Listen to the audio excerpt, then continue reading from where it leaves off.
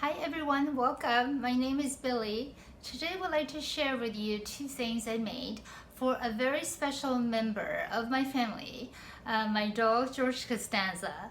George turned 10 years old today, and so for his birthday I made two things for him.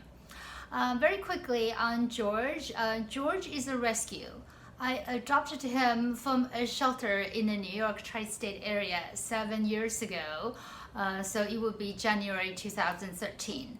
And over the Thanksgiving holiday of 2012, he was found rummaging through trash, presumably for food.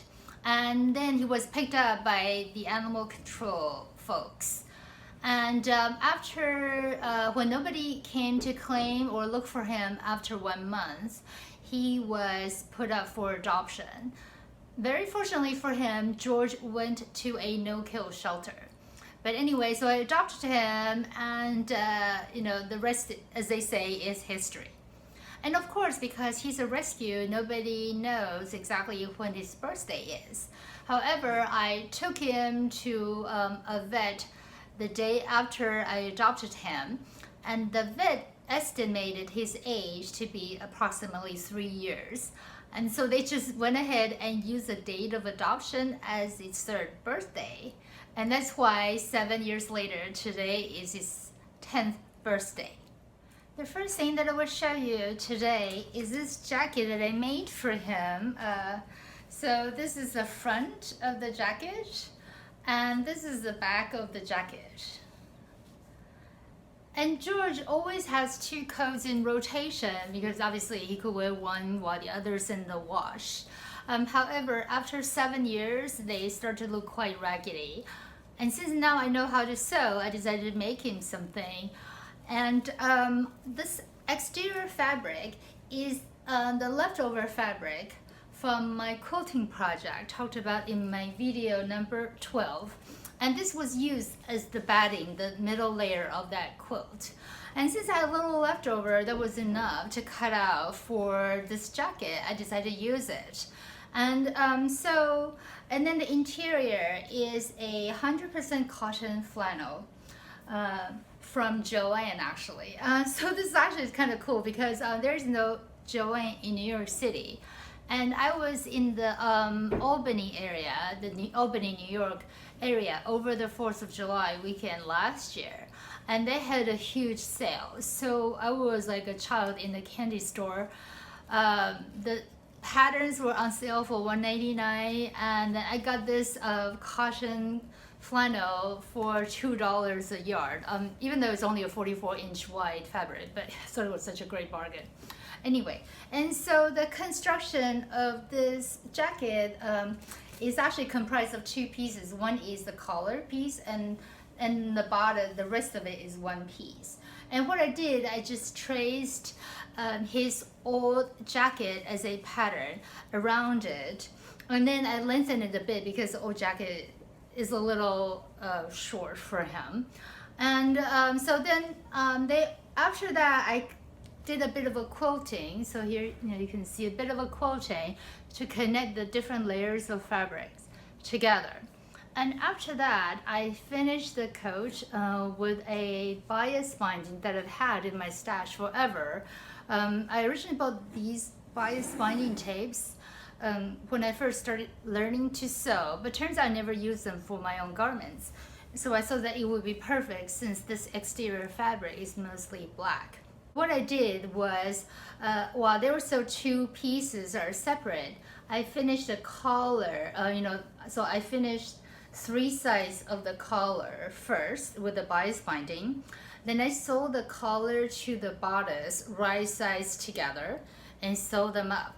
And then I finished the rest of it with the bias binding.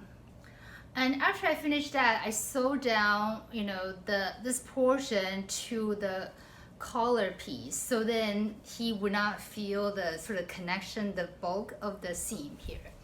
And I was quite surprised actually that this little jacket for a 20-pound dog took 3 yards of bias bindings. So here are a few pictures of George wearing this jacket, and I am very proud how they turned out. They fit him very well, obviously because quote unquote they're custom made for him.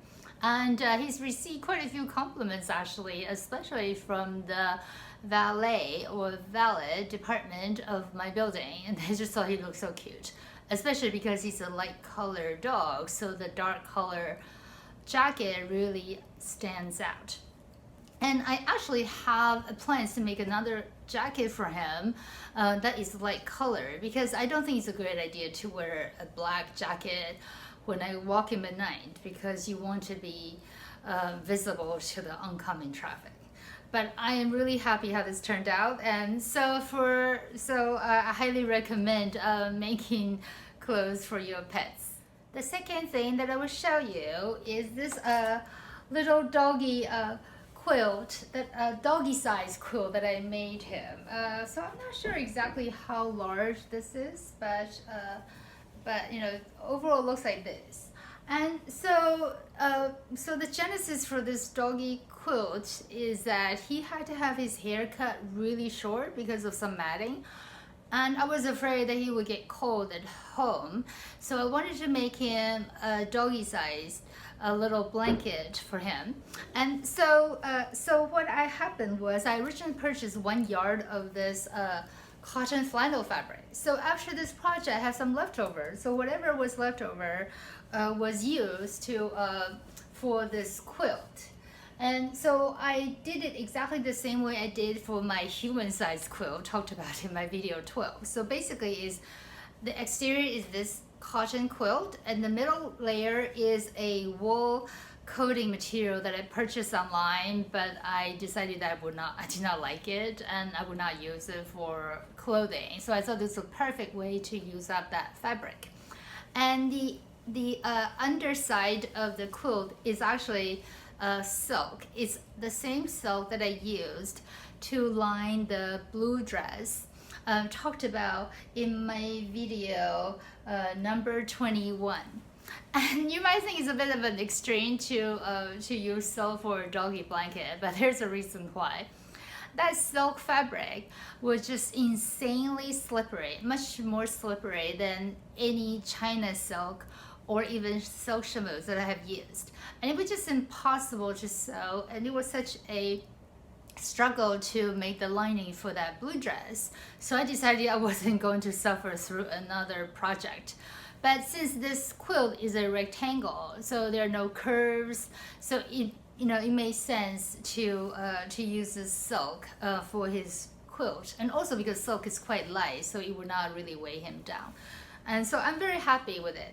I have washed this quilt, but unfortunately the silk fabric bled quite a bit, so it kind of dyed the cotton flannel to this a bit of a bluish color, when originally it should have been this color. As you can see the difference here.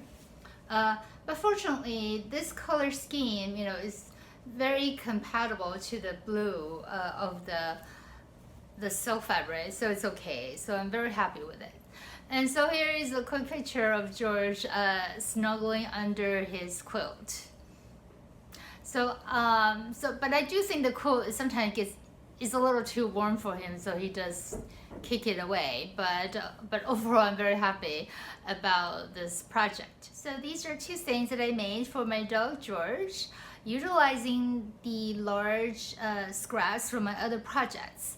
So I'm very happy that I was able to use up the large scraps while making something I think very nice for my dog.